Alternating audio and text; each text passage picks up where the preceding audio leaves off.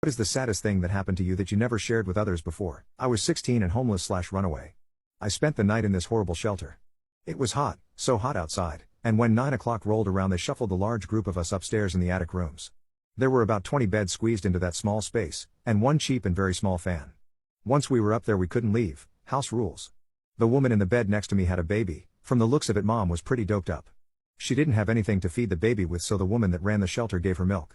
It was about 100+ degrees in that attic and it didn't take long for that milk to go sour in that baby's tummy. Her mom was passed out, and that poor little baby cried and cried. No one in the room stirred, and the baby howled.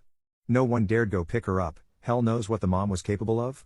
Finally, after about a half an hour or so into it, I decided to throw caution to the wind.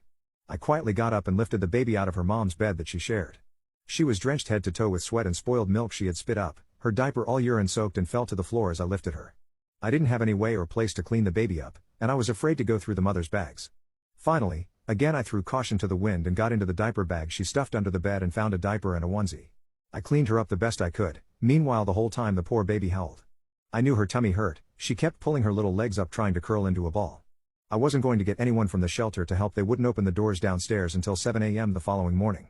I remembered watching one of my mom's neighbors when her little baby Lucas had a bellyache. She placed Lucas face down across her lap and patted his back. So I took this baby to the only window, sat on the inside ledge, luckily there was a breeze, and placed her across my lap and patted her back. I held this baby all night, and I couldn't help but be sad.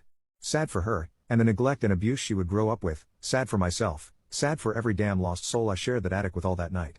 I put the baby back in her mom's bed right about the time the sun came up. When mom got up she said nothing to me. I can't say she even looked at me. Those were by far one of the most despairing hours of my life. I think about that baby quite often over the years and keep track of how old she would be. She is always in my prayers. I don't talk about it because I put that part of my life past me. I don't think anyone really wants to hear it anyway. So there you go, the saddest moment that no one knows about besides my husband, and even he doesn't know the details.